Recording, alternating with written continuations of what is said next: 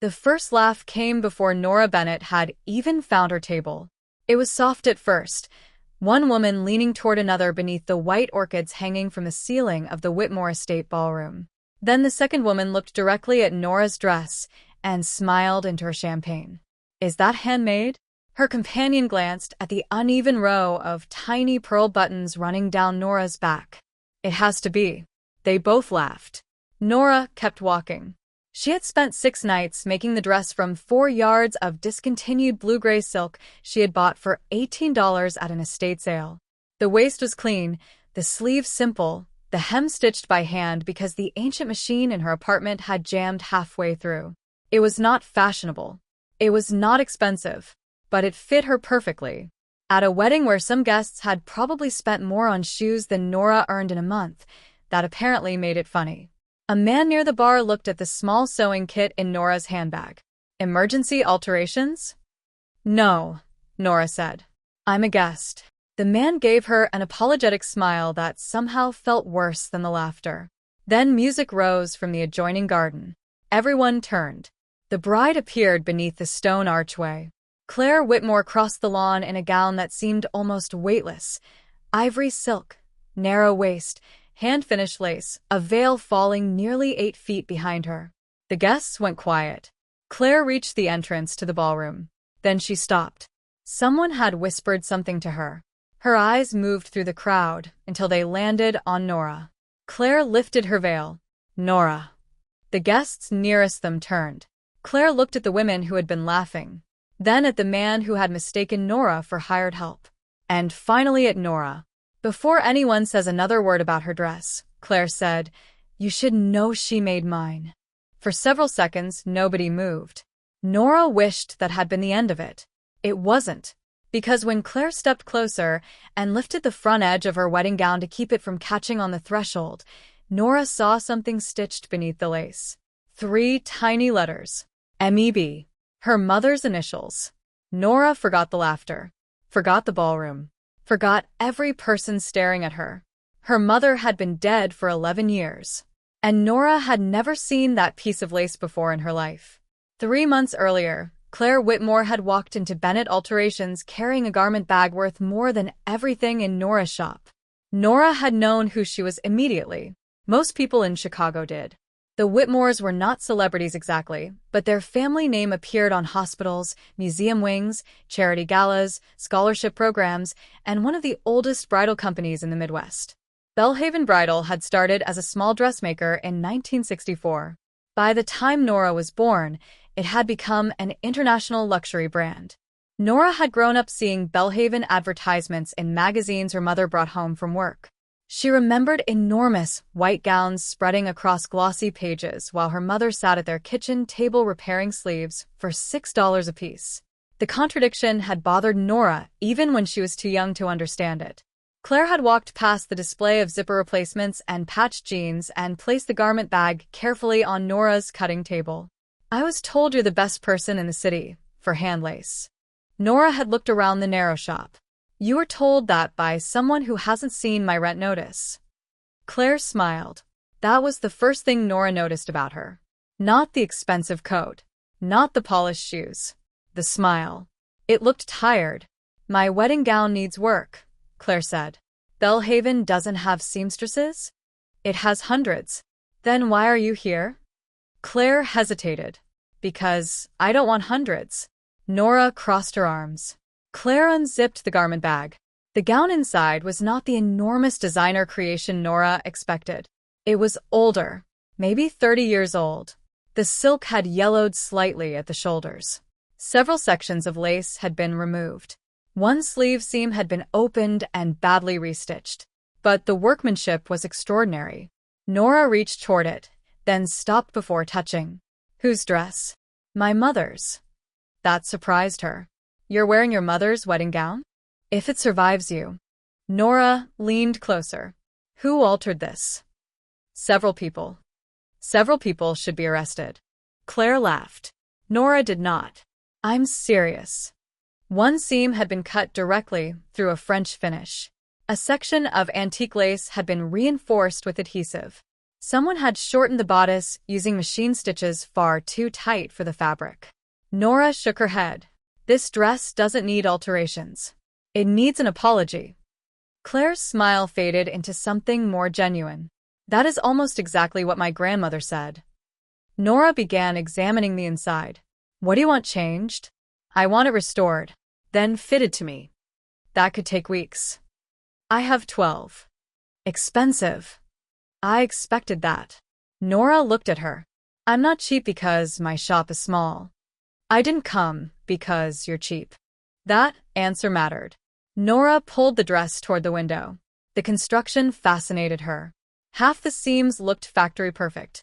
The other half showed tiny irregularities that could only have come from handwork. Someone had shaped portions of the bodice stitch by stitch. Who made the original? Belhaven. That isn't what I asked. Claire looked at her. Nora pointed toward a tiny hidden reinforcement beneath the waist. Companies don't sew. People do. For the first time since entering the shop, Claire looked uncomfortable. I don't know. Nora nodded once. Then if I find anything hidden in the dress, I get to complain about whoever did this to it. Deal. That should have been all. A 12-week restoration. A wealthy client.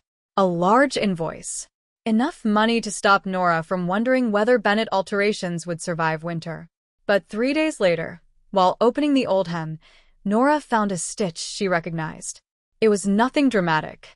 Just 3 loops used to secure loose lace, without cutting through the decorative thread. Most seamstresses would never have noticed. Nora did, because her mother had taught her the same stitch when she was 12. Never trap the lace, Miriam Bennett used to say. Fabric needs somewhere to move. Nora could still picture her mother's hands guiding hers. Loose knuckles. Short nails. A tiny burn scar near the left thumb. Nora examined another section. The same loops. Then another. Her stomach tightened. She told herself there were only so many ways to sew lace. Her mother had not invented the needle.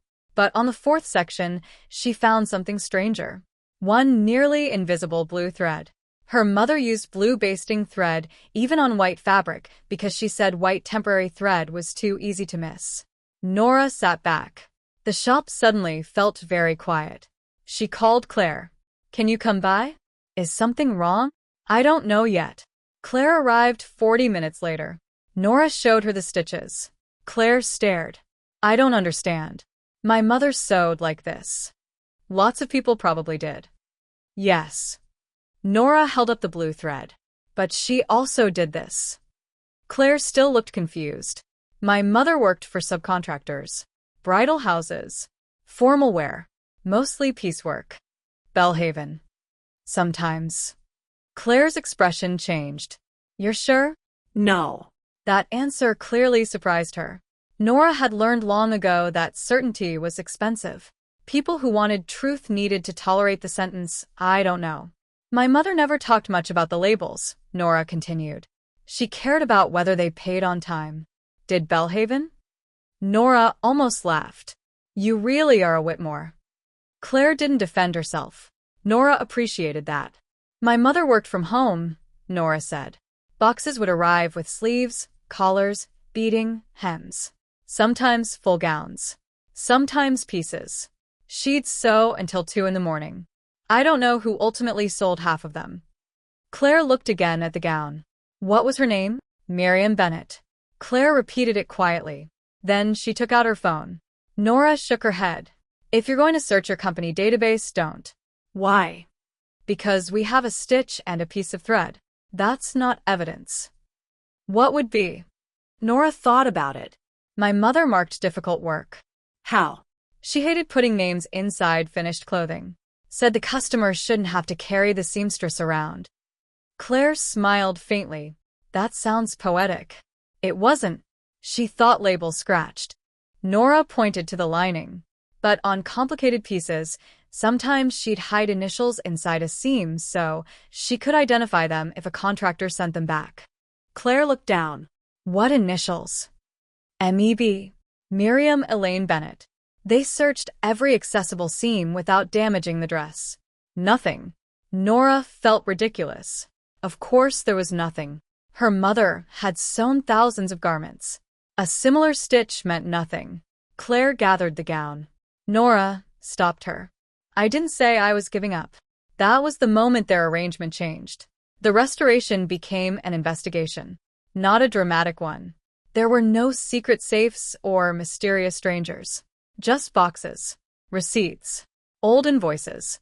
Nora spent 2 evenings in the storage unit where she kept the things she had been unable to throw away after her mother's death. Most of Miriam's records were ordinary. Utility bills, tax documents, a school photograph of Nora with 2 missing front teeth, notebooks full of measurements with first names only. Mrs. Hall, Patricia, June, Carmen. Pages of numbers that no longer meant anything. Then Nora found an envelope from 1997. The return address belonged to a garment contractor called Lakeshore Finishing. Inside was a payment stub. 27 hours. $148.50. Nora did the calculation twice. $5.50 an hour. Her mother had never complained about poverty.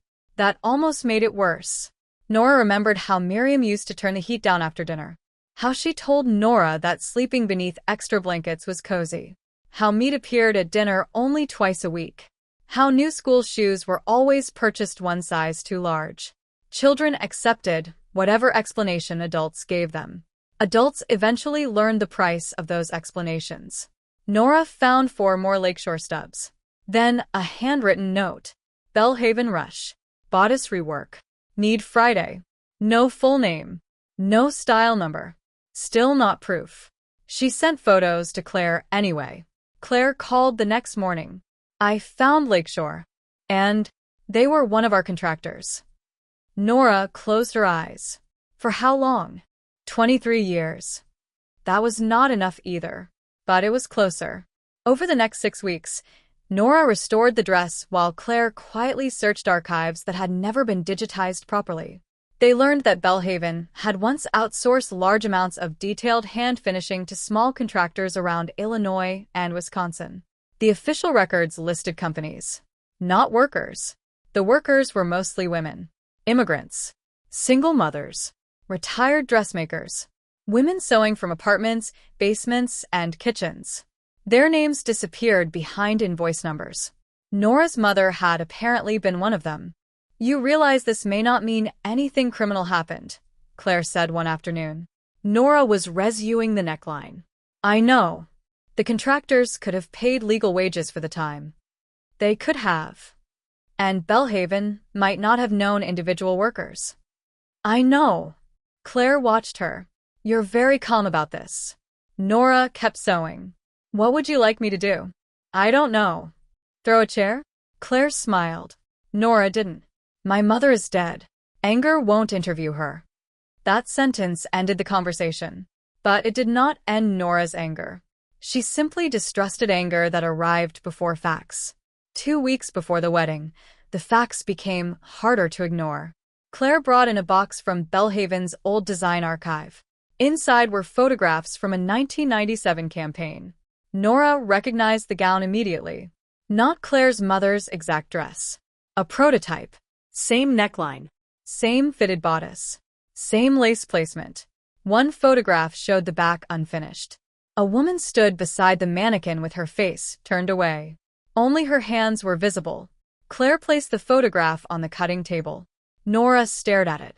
The tiny burn scar near the left thumb was unmistakable. Her mother. Nora sat down. Claire didn't speak. For nearly a minute, Nora just looked. Miriam had been 38 in 1997. Younger than Nora remembered her. Her sleeves were rolled above her elbows. A pin cushion circled one wrist. She had been caught mid-motion, one hand lifting the lace while the other held scissors. There was nothing glamorous about it. Nothing that would have mattered to anyone else. To Nora, it felt like seeing a ghost refusing to pose. That's her, she said. Claire nodded. There's more. Nora looked up. Claire slid another document forward. It was an internal memo. The style had experienced construction problems shortly before production.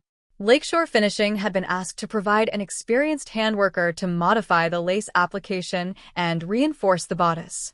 The memo listed no worker, but the timing matched. So she repaired it, Nora said. Possibly redesigned part of it. Nora's eyes narrowed. Claire showed her a design sketch. The original lace pattern had been different. After the prototype work, the production drawing had been revised to match the way Miriam had repositioned the lace. The change became one of Belhaven's most recognizable designs of the late 1990s. Claire spoke carefully. The company sold a lot of these. How many? Over 11,000. Nora looked back at the payment stub. $148.50. You think my mother redesigned a Belhaven gown for $5.50 an hour? I think your mother solved a construction problem, and somebody at Belhaven incorporated the solution. Did they credit her? No. Did they pay her for the design? I haven't found evidence of that. Then don't soften it. Claire looked hurt. Nora did not apologize. For the first time, the wedding gown on Nora's work table looked different. For weeks she had treated it as damaged fabric. Now she saw her mother's hands everywhere. In the shape of the lace. In the reinforcement. In the tiny choices nobody photographed because nobody expected them to matter. Nora understood something ugly about beautiful objects. People admired the finished thing. Almost nobody asked whose fingers made it possible. Claire broke the silence. I want to do something. Nora shook her head. You're already paying me. This isn't about the restoration. It needs to be. Nora. No. You don't even know what I'm going to say. I know exactly what you're going to say. Claire leaned back. What? You're going to offer money. I was going to offer recognition. Same problem. Claire blinked. Nora stood. You want to fix 29 years in one gesture because you found a photograph. I don't think I can fix it. Good. But I can acknowledge it. Why? Because it's true. Nora looked at her for a long moment. That answer was better than guilt. Not enough. Better. Claire continued. I want the archive corrected. I want her name attached to the design history. And I want Belhaven to begin documenting subcontracted craft workers when records exist. Nora almost dismissed it. Then she stopped. Her mother had never cared about fame, but she had cared about names. Not on dresses. On checks. On invoices. On work. Proof that a human being had done something. What does your family say? Claire looked away. That answered it. Who knows? My mother. And my Aunt Meredith. She sits on the Belhaven board. Nora had seen Meredith Whitmore in magazines. The kind of woman who could make a room feel underdressed without saying a word. What did she say? That the records are inconclusive. They are. She also said attaching your mother's name could expose Belhaven to claims from other workers. Nora gave a humorless smile. There it is. I'm not defending her. You don't have to. My mother thinks we should wait until after the wedding. For what? Legal review. Nora put both hands on the cutting table. And what do you think? Claire looked at the gown. I think I've spent my entire life benefiting from work I never thought about. That doesn't make you guilty. No. But knowing and doing nothing would make me responsible for what happens next. Nora studied her. Claire Whitmore was 26 years old. She could have worn a new Belhaven gown designed around her. Instead, she was standing in a failing alteration shop arguing about the name of a dead seamstress. Nora still didn't trust grand gestures. But she trusted discomfort more than polished sympathy. Do the archive, Nora said. That's it. That's real. I want to do more. Then pay the people working for you now properly. We do. Know their names? Claire hesitated. Nora raised an eyebrow. I'll work on that. Then work on that. The wedding dress was finished 4 days later. Claire tried it on in Nora's fitting room. When she stepped out, Nora had to sit down. Not because Claire looked like a princess. Nora hated descriptions like that. She looked like herself. That was better. The restored gown no longer fought its age. Nora had not tried to make it look new. The ivory remained slightly warm. The old handwork remained visible. The skirt moved cleanly again. The lace sat where Miriam had once decided it should sit. Claire turned toward the mirror. You changed the hem. 1/2 inch. Why? It was pulling. Claire touched the lace at her waist. My mother said this dress never fit her correctly. Your mother and the dress have apparently been arguing for 29 years. Claire laughed. Then her eyes became serious. Will you come to the wedding? Nora looked down at her own work clothes. No. Why? Because I'm your seamstress. You're invited. Those aren't the same thing. I know. You don't owe me a chair at your wedding. I don't owe you anything. That caught Nora's attention. Claire continued. I want you there because you restored my mother's dress. And because when I look at it now, I'm going to think about your mother too. Nora swallowed. Claire handed her an envelope. Inside was an invitation. No handwritten note. No sentimental message. Just Nora Bennett. Guest. Nora nearly refused. Then she imagined telling her mother. Miriam would have asked about the food. Then she would have asked why Nora was too proud to eat expensive food for free. Nora accepted. That evening, she started making the blue-gray dress. She could not afford something appropriate for a Whitmore wedding, so she made something appropriate for herself. Now, standing inside the ballroom while Claire's guests stared at her, Nora wished she had stayed home. Claire's announcement, that Nora had made her gown, had silenced the laughter. But the initials beneath the lace had silenced Nora. MEB. They were small, hidden between the old lining and the reinforced hem, exactly where Miriam used to place them. Nora crouched before Claire without asking. What are you doing? Claire whispered. Hold still. She lifted the lace. There. 3 tiny stitches. M-E-B. Claire looked down. Her face changed. You found it. Nora nodded. You said you searched everywhere. I couldn't open this section until the dress was fully stabilized. Claire lowered her voice. Is it definitely hers? Yes. Nora knew before the final letter. The B was sewn backward. Miriam had done that intentionally. She once told 12-year-old Nora that initials hidden inside clothing were not signatures. Their directions home. Nora stood. Across the room, Meredith Whitmore was watching. She had seen the initials too. And judging by her expression, she understood exactly what they meant. Claire's mother, Victoria, approached. She was elegant, composed, and clearly fighting panic. Claire, she said quietly, the ceremony is starting. Claire looked at Nora. Nora? Nora shook her head. Go get married. We need to talk about this. Not now. Nora. This is your wedding. Claire searched her face, then nodded. She lowered her veil. The ceremony proceeded. Nora sat in the 3rd row between a retired pediatrician and a woman who spent most of the vows silently checking her phone. She barely heard the officiant. Her mind was 29 years away. Her mother had touched that dress. Not something similar. That one. She had bent over the same lace. She had hidden her initials because nobody else had thought to record her name. Miriam had been alive when Belhaven used her construction solution in thousands of gowns. Had she known? Had she cared? Had she been angry? Nora had spent years believing her mother's work had vanished into closets. Now she knew it had been worn in weddings across the country. That should have made her proud. Instead, she felt cheated. Not financially. That calculation was too simple. What hurt was that Miriam's work had survived while Miriam herself had been erased from it.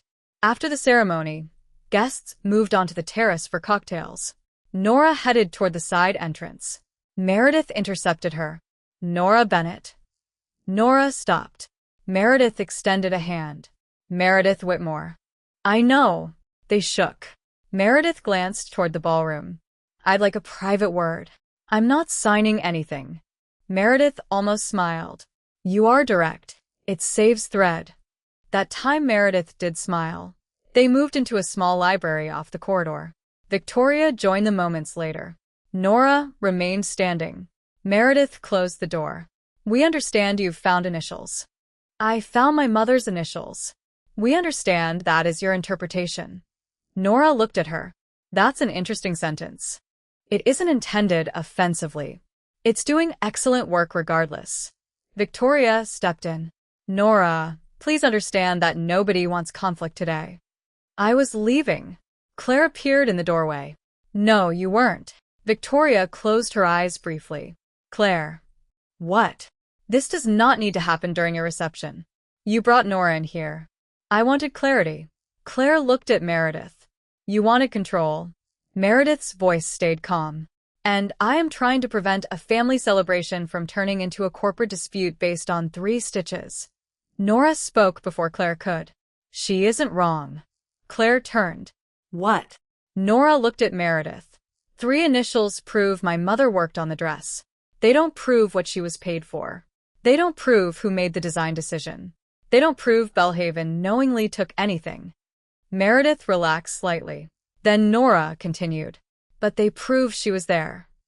Meredith's expression tightened again. Nora stepped closer to the table. And your archive photograph proves she worked on the prototype. Your memo proves that prototype was changed after Lakeshore sent an experienced handworker. The revised production sketch matches the change. The initials connect my mother to this exact dress. That's not nothing. Meredith folded her hands.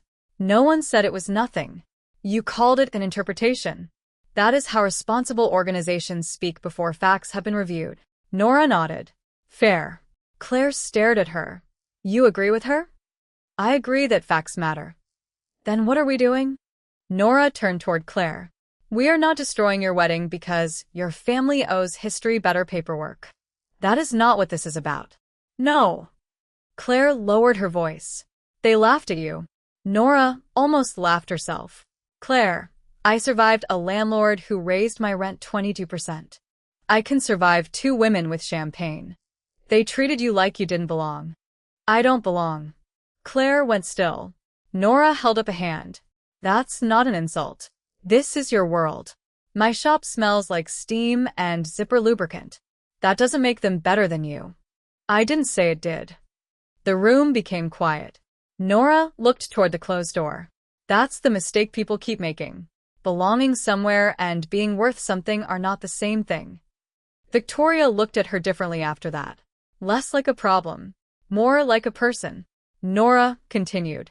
My mother spent most of her life in rooms people like this never saw. If you want to honor her, don't turn her into a weapon because some guests laughed at my dress. Claire's anger faded. What do you want? Nora had been asking herself that since seeing the initials. Money? An apology? A public announcement? For one dangerous minute, public humiliation sounded satisfying. She imagined Meredith standing before the same guests who had laughed at her. She imagined the Whitmore family admitting that the famous Belhaven design had been shaped by an underpaid seamstress in a rented apartment. It would feel good. For 10 minutes. Then what? Her mother would still be dead. The women who had worked beside her would still be unnamed. Belhaven would issue a statement. Lawyers would argue over words. The story would become rich family accused. Miriam would disappear all over again. I want the archive corrected, Nora said. Claire nodded. Meredith said nothing. I want my mother's name attached only to work you can actually verify. Meredith's eyebrows lifted. You don't want broader attribution? I want true attribution. And compensation? Nora looked at her. To me, if the investigation supports it, my mother earned whatever my mother earned. I don't become the creator because I inherited her sewing machine. Claire's eyes filled, but she looked away before tears could make the moment about her. Nora continued. If Belhaven profited from uncredited design work, investigate it. Not just her. All of them. Meredith looked toward Victoria. That could involve decades of records. Yes. It may be impossible. Probably. And expensive. Nora shrugged. The flowers outside probably cost more than my shop. Victoria unexpectedly laughed. She covered it with one hand. Even Meredith's mouth twitched. Nora wasn't joking. That made it funnier. Meredith finally pulled out a chair. This time Nora sat. What exactly are you asking for? A historical audit of subcontracted handwork where records still exist. That is broad. History usually is. Public. Eventually. Meredith shook her head. You don't understand the consequences of announcing an investigation before we know what it shows. So don't announce conclusions. Claire stepped forward. Announce the investigation. Meredith turned. Claire. No accusation. No admission of misconduct. Just say we're reviewing historical subcontracted contributions and updating attribution where documentation supports it. Nora looked at her. That sounds reasonable. Meredith stared at both women. I dislike how quickly you two become dangerous together. Nora said. We're patient. That finally broke the tension. Victoria sat beside her daughter. There is something else. Claire looked at her mother. Victoria's hands rested in her lap. I knew Miriam. Nora stopped breathing for a second. Claire stared. What? Victoria looked directly at Nora. Not well. Nora's voice hardened. How? In 1997, when my dress was being finished. The room seemed smaller. I was 24. I came to Belhaven constantly because the bodice kept sitting incorrectly. The design team blamed the fabric. Your mother told them the lace placement was pulling the structure. Nora's jaw tightened. You met her? Yes. Why didn't you say anything? Victoria looked ashamed. Because I didn't know her name until Claire found the photograph. You spoke to her. Twice.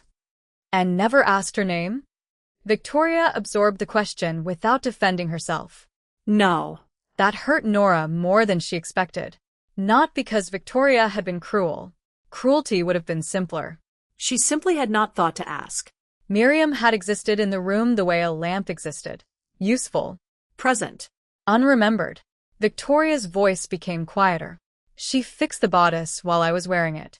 Nora looked at the wedding photographs hanging in the hall beyond the door. My mother touched the dress while you were in it. Yes. Did you thank her? Victoria thought. Then shook her head. I thanked the designer. Nora looked down. There it was. The entire story in one sentence. Not theft in a dark room. Not villains plotting around a table. A system in which praise naturally traveled upward and labor naturally disappeared downward. Victoria continued. I remember being impatient. I had another appointment. Your mother was kneeling on the floor adjusting the lace, and I asked how long it would take. Nora's throat tightened. That sounded like Miriam. Quiet. Concentrated. Unimpressed by wealth. What did she say? Victoria smiled faintly. She said, as long as the dress needs. Nora closed her eyes. Her mother had said the same thing 1,000 times. When Nora complained that a hem took too long. When a zipper refused to sit flat. When a sleeve twisted. How long will this take? As long as it needs. Nora opened her eyes. Victoria was crying now, though she made no sound. I remembered the sentence, Victoria said. I didn't remember the woman. Nora looked at her for a long time. Now you do. Yes. That matters more than crying about it. Victoria nodded. Claire reached for her mother's hand. Nora stood. The reception is waiting. Claire looked almost offended. After all this, you want to go back out there? Yes. Why? Nora smoothed the front of her blue-gray dress. Because I spent 6 nights making this, and apparently people haven't finished looking at it. The atmosphere changed when they returned. News had traveled. It always did. Guests who had ignored Nora earlier now smiled too brightly. A woman who had laughed at the pearl buttons approached near the cake table. I just heard you're the designer. Seamstress. Oh, don't be modest. I'm not. The woman faltered. Nora rescued her. I restore and alter clothing. Sometimes I make pieces from scratch. Claire's gown was originally made decades ago. I restored it. That must be incredibly artistic. Sometimes it's mostly replacing broken hooks. The woman laughed uncertainly. Nora didn't dislike her. That surprised her. It would have been easy to turn everyone in the room into an enemy. Most were not. They were simply responding to status. When they thought Nora was poor and irrelevant, she was invisible. When they thought she might be connected to a prestigious gown, she became interesting.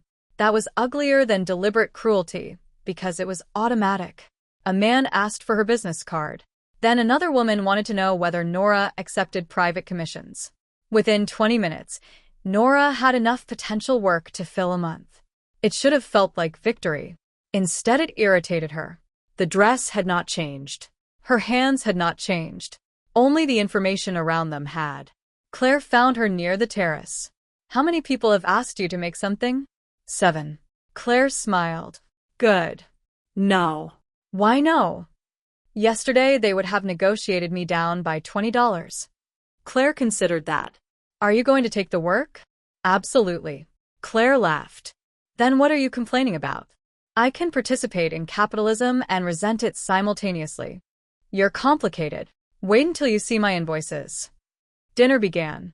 Nora was seated at a table with a museum curator, 2 attorneys, a retired surgeon, a local television producer, and an elderly woman named Dorothy who announced immediately that she hated formal weddings. Everyone lies at weddings, Dorothy told Nora while buttering bread. About what? The food. Nora looked at her plate. The potatoes are good. They are. So we have hope. Dorothy leaned closer. I saw what happened earlier. Nora prepared herself. Dorothy pointed toward her sleeve. Your shoulder seam is excellent. Nora stared. Dorothy smiled. My mother was a dressmaker. For the first time all evening, Nora relaxed completely. They spent 15 minutes discussing sleeve construction. Nobody else at the table understood why. That made it better. Near the end of dinner, Claire stood for a short speech. Nora immediately looked toward Meredith.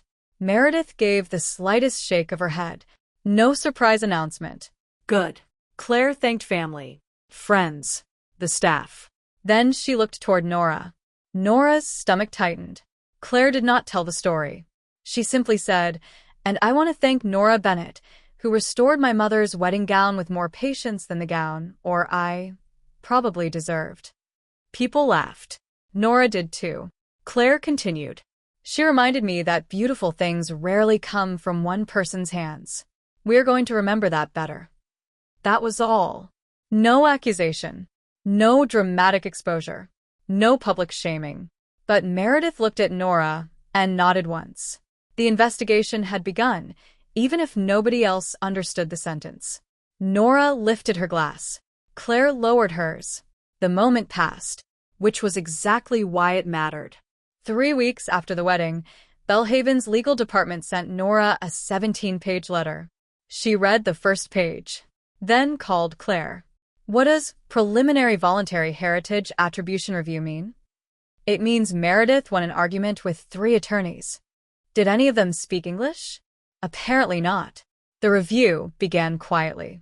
Nora refused to be hired by Belhaven as a consultant, then changed her mind when they offered to pay her hourly. Her mother had raised her better than to provide free expertise to rich corporations. Twice a week, Nora closed Bennett Alterations at 5 and went downtown to Belhaven's archive offices. She worked with a historian named Samuel Ortiz, who cared more about old production ledgers than most people cared about their children. You can't assume every lakeshore worker was exploited, Samuel warned during their first meeting. I don't. You can't assume every design adjustment legally belonged to the worker who executed it. I don't. You can't assume a handwritten note is accurate. I don't. Samuel stared at her. This is going to be easier than I expected. Nora smiled. I disappoint people professionally. The records told a complicated story. Some workers had been paid well for their time. Others had not. Some contractors followed wage laws. Others used systems that made hourly calculations almost impossible. Some Belhaven designers had openly credited specialized artisans in internal records. Others wrote vague phrases like outside finishing or contractor correction. The problem was not one evil executive. It was decades of convenience. Belhaven knew company names. Company names knew supervisors. Supervisors knew workers. At every step, individual people became harder to see. Miriam appeared in 14 documents. Not enough to reconstruct a career. Enough to prove one. They found 3 gowns she had worked on, then 7, then 19. In 2 cases, her suggestions had altered production instructions. The famous 1997 lace design was the strongest. Belhaven's attorneys resisted calling Miriam a co-designer. Nora resisted calling her merely a finisher. Eventually, they settled on language Nora considered accurate. Construction and lace adaptation developed with documented contributions from independent craftworker Miriam Bennett through Lakeshore Finishing. It was not poetic. Nora loved it. Her mother would have hated the word craftworker. She would have complained that it sounded like someone making birdhouses. That made Nora love it more. The company offered Nora a settlement regarding historical uncompensated contribution. Nora took the document to an independent attorney. She did not ask Claire what she thought. That mattered too. The attorney told her the legal claim itself would be difficult. Too much time had passed. Contracts were incomplete. Miriam was deceased. Copyright ownership of garment design was complicated. Belhaven's offer was less about legal certainty than reputational and ethical resolution. How much? The attorney asked. Nora showed her. The attorney's eyebrows rose. That's not nothing. No. What do you want to do? Nora thought of the old payment stub. $148.50. She thought of extra blankets during winter. Oversized school shoes. Miriam carrying grocery coupons in a rubber band. Then she thought of the women whose names were still missing. I'll take it. The attorney looked surprised. You expected me to tell you not to? People confuse dignity with refusing money. Nora signed. But she added one condition. A portion of the settlement would fund a Belhaven archival project identifying historical contract workers where possible. Meredith agreed only after Nora clarified that Belhaven could publicly say the project was part of a broader heritage initiative rather than an admission of wrongdoing. Nora didn't care what they called it. Names were names. Work was work. 6 months after the wedding, Belhaven opened a small exhibition inside its Chicago flagship. Not about Miriam. About the hidden labor behind bridal fashion. Pattern cutters. Pressers. Beaters. Finishers. Alteration specialists. Contract seamstresses. Nora nearly refused the invitation. Then Samuel told her they had identified 38 women from Lakeshore Records. So she went. She wore the blue-gray dress. Claire noticed immediately. You're wearing it again. I repaired the hem. What happened? Your wedding. Claire laughed. The dress had survived wine, grass, 3 people stepping on it, and one elderly woman named Dorothy pulling Nora onto the dance floor despite Nora's objections. Near the exhibition entrance stood the restored photograph from 1997. Miriam beside the unfinished gown. Her name appeared beneath it. Miriam Elaine Bennett, independent seamstress and lace specialist, documented contributor, Belhaven Archive, 1994 to 2002. Nora read it twice. Claire stood beside her without speaking. The caption was small. No orchestra played. No reporters rushed forward. Nobody gasped. Nora preferred it that way. Her mother had spent a lifetime doing precise work in quiet rooms. A small, truthful label felt more appropriate than a monument. Nora touched the seam at her own waist. You know what she would have said? Claire smiled. What? That they used the wrong photograph. Why? Her hair looked terrible that day. Claire laughed. Nora did too. Then she noticed an older woman standing several feet away staring at the photograph. The woman was maybe 70. She wore thick glasses and held the exhibition brochure with both hands. Nora watched her point at Miriam, then at another name on the wall. She turned to the man beside her. I knew her. Nora stepped closer. Who? The woman pointed. Carmen Alvarez. Nora recognized the name. She had seen Carmen in Miriam's old notebook. You worked at Lakeshore? The woman looked at her. From 1992 until they closed. My mother was Miriam Bennett. The woman's face changed instantly. Miriam? Nora nodded. Carmen looked back at the photograph. That stubborn woman. Nora laughed before she could stop herself. You knew her. Everybody knew Miriam. For the next 40 minutes, Carmen filled gaps no archive ever could. Miriam hated polyester thread. She brought instant coffee in a dented green thermos. She once argued for 2 days with a supervisor who wanted workers to rush beading on a rush order. She sang badly. Very badly. She kept crackers inside her sewing box. She gave other women rides when buses stopped running late at night. She refused to sew sequins before lunch because she said sparkling things made her tired. Nora listened. These were useless facts. They were also the most valuable facts she had found. The archive could prove what Miriam made. Carmen remembered how she lived. Before leaving, Carmen touched Nora's sleeve. You sew? Yes. Your mother teach you? Yes. Carmen examined the seam. She taught you well. Nora smiled. She'd say I rush corners. She told everybody that. Nora laughed. For years she believed that when Miriam died, the world had become smaller by exactly one person. Now she understood that people remained in strange places. In stitches. In habits. In other people's memories. In techniques taught without anyone bothering to write down where they came from. In a wedding gown. In a crooked letter hidden beneath old lace. Bennett alterations did not become famous. Nora was grateful. It became busy. That was better. Several wedding guests became clients. Some stayed. Some disappeared when they learned Nora charged according to labor rather than social connection. Nora did not chase them. She hired one part-time assistant named Tasha, then spent 3 months discovering that teaching someone was completely different from doing the work yourself. Why are you ripping that seam out? Tasha asked one evening. Because it's wrong. It looks fine. Nora handed it back. Wear it. Tasha pulled the garment over her shoulder. The fabric twisted. Oh. Nora returned to her machine. Pretty isn't the same as right. Tasha grinned. That sounds like something someone's mother said. Nora paused, then smiled. Unfortunately, on the first anniversary of Claire's wedding, a package arrived at the shop. Inside was no expensive gift, just a photograph. Claire's wedding gown had been professionally preserved and placed in Belhaven's historical collection. The photograph showed the inside hem. MEB. The initials were now protected beneath a transparent archival panel, so future curators would not have to open the seam to find them. Claire had written one sentence on the back. Directions home. Nora sat at her cutting table for several minutes. She had never told Claire that phrase. Only one other living person had known it. Carmen. Nora called her immediately. You told Claire. About what? You know what? Carmen laughed.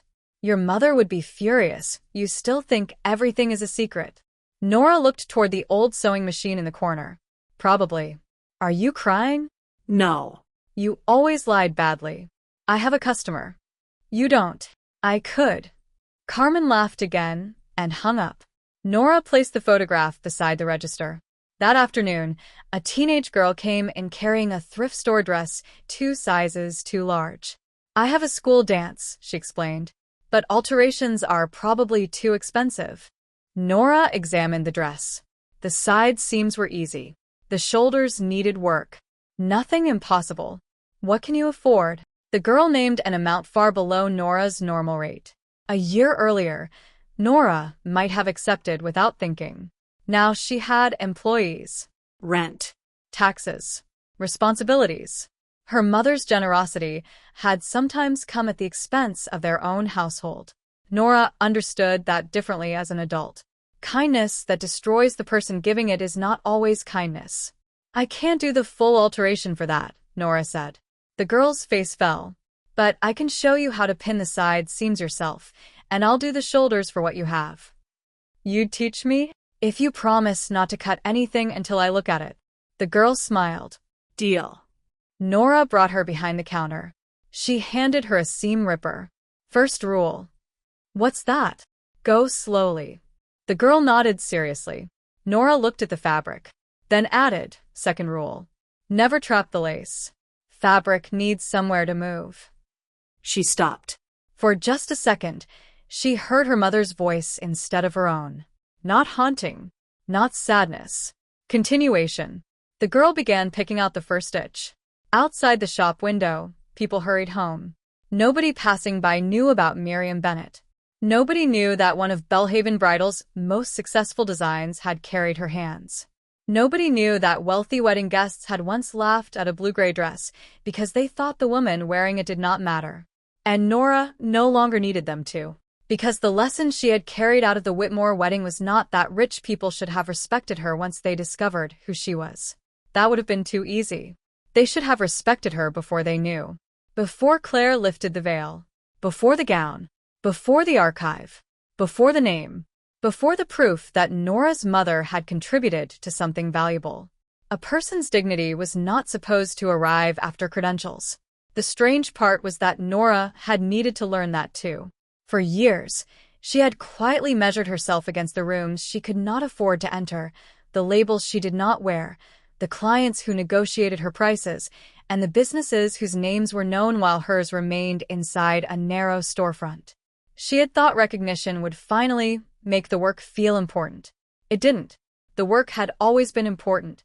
Recognition simply made it harder for other people to pretend otherwise. Nora watched the teenage girl struggle with a seam ripper. Not that thread.